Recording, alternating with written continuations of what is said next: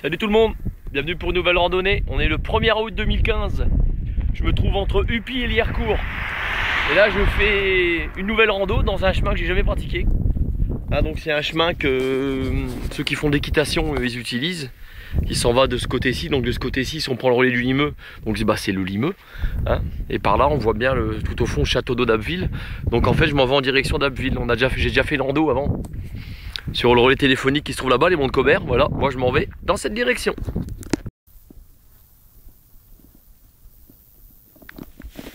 Ce qui est super agréable dans un cadre comme ça, c'est le silence. Là on a deux chemins en fait. Il y en a, bon, bah forcément sur la gauche, puis un autre qui s'en va sur la droite. Je suis pas tout seul les vaches, juste avant il y a un faucon cresset, je sais pas si on le voit là-haut. Il y a un rapace. Je vais essayer de vous montrer ça. Bon, le rapace il est parti de l'autre côté, là je vois le chemin qui descend. Il y a une forêt qui a l'air d'être pas mal intéressante. Il y a des abeilles. Donc je vais rebroucher le chemin vite fait, j'ai pas fait grand chose, j'ai fait 50 mètres. Et je vais prendre le chemin qui s'en va sur la gauche. Concresserelle qui vole là-bas.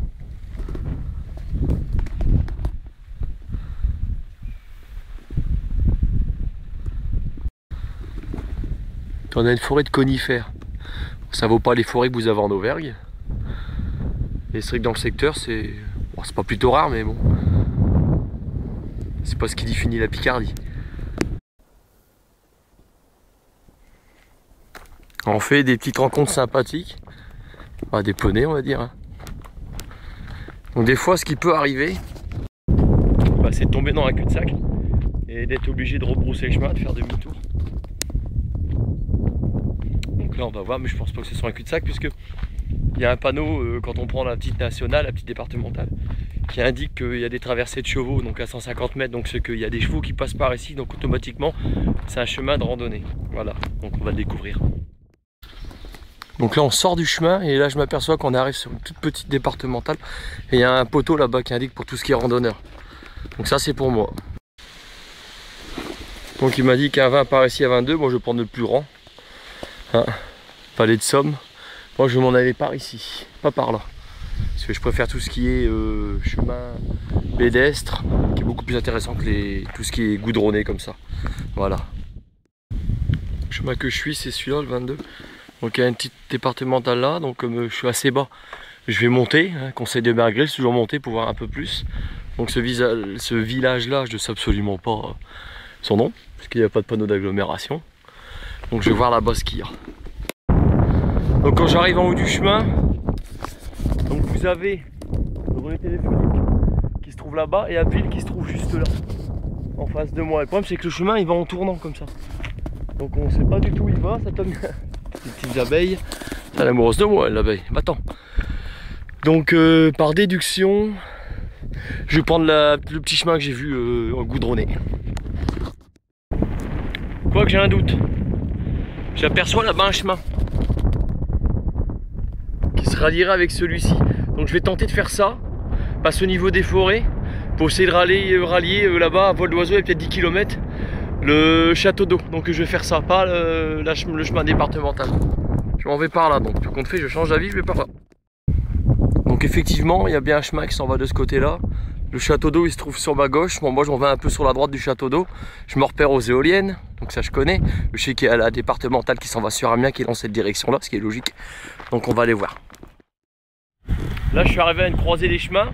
Donc il y en a un par là, petit panneau qui indique, un par là.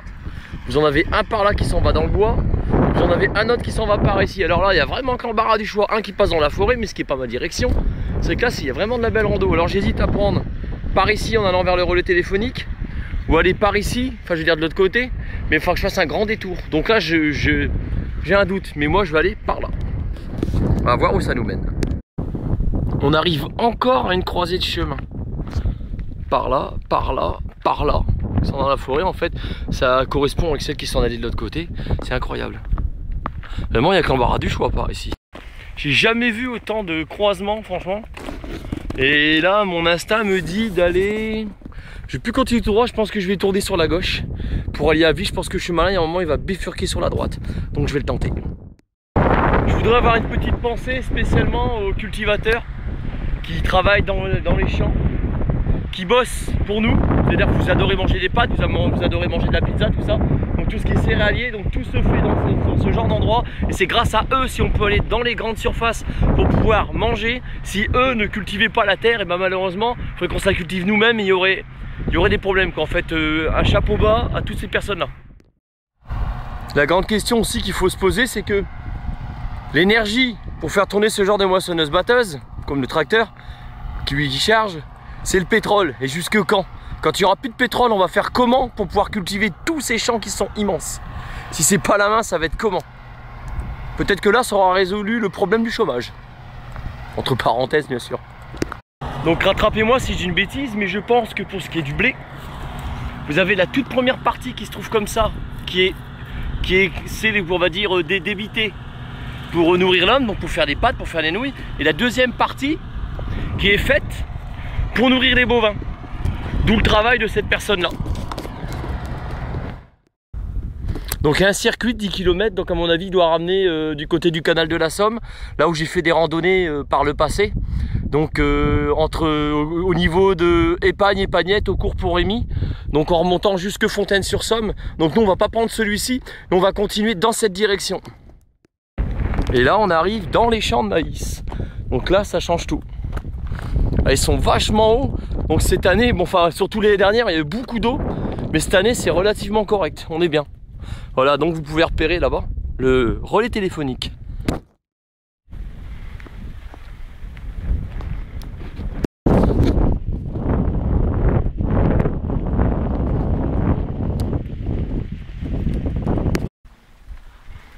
Donc là, pas le choix, retour sur du chemin bitumé.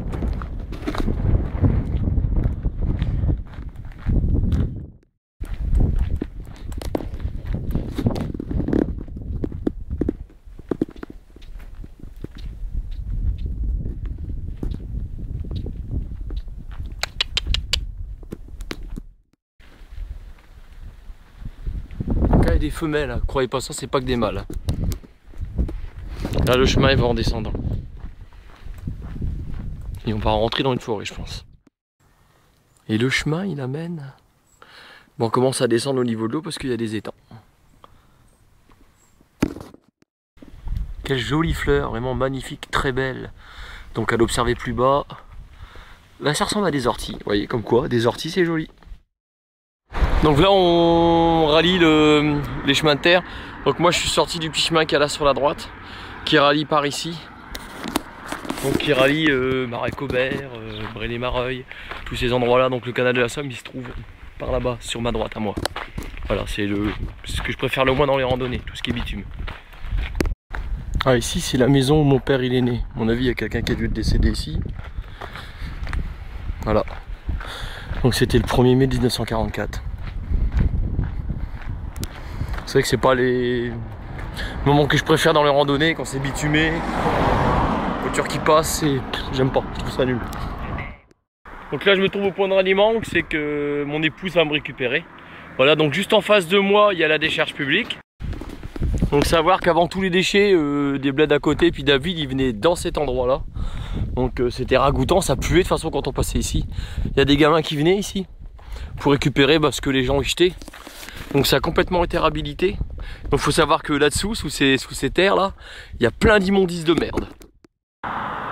Avec mon père quand j'étais plus jeune et mon frère Jean-Noël, je sais plus si Philippe y était, je me rappelle plus, je sais que Nono y était c'est sûr.